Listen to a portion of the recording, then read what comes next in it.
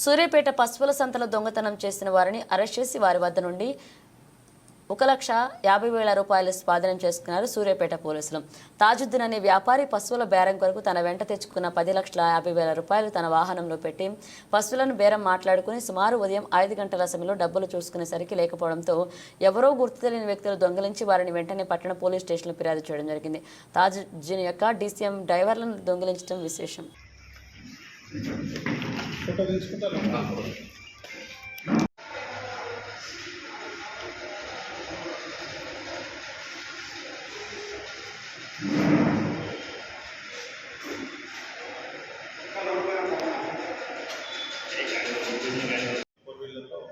అతని ఫ్రెండ్స్ అంటే అతని దగ్గర పనిచేసే వాళ్ళు నలుగురు ఇతను వచ్చి 11.5 లక్షలు తీసుకొని సూర్యాపేట సంతకు వస్తారు.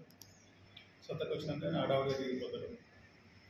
దిగిపోయి వ్యాపారం చేసుకుంటారు. ఆయన ఇంకా ఇంకో డీసీఎం వస్తుంది. ఏదైనా పశువుల బిజినెస్ చేసినాక పశువులు తీసుకుపోవడానికి డీసీఎం వస్తుంది. తర్వాత ఒక 10 నిమిషాల తర్వాత చూస్తే దేవేంద్ర అనుకుంటాడు బొలెరో వెహికల్లో పడుకుంటాడు. బాబా నా డబ్బులు ఉన్నాయి, ఎందుకు పడుతున్నావు, దిగిరా అంటాడు.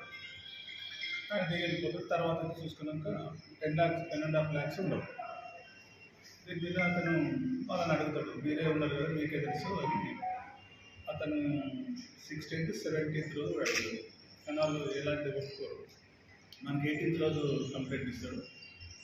మన వాళ్ళు అంటే అతనితో వచ్చిన వాళ్ళతో పాటుగా డీసీఎం డ్రైవర్ మీద మన వాళ్ళకి స్పెషల్ పార్టీ మన ఇన్స్పెక్టర్కు ఐడి కార్డు వాళ్ళకి డౌట్ వస్తుంది.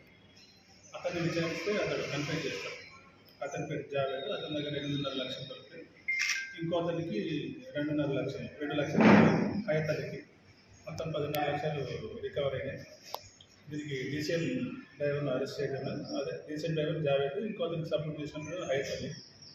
ఈ కేసులో చాలా రాజశేఖర్, ఎస్ఐ కుష్లం, హెడ్ కానిస్టేబుల్ కుష్లం, కర్ణాటక సైడ్ కానిస్టేబుల్ శివ మొదలు చాలా మంచి వర్క్ చేశారు.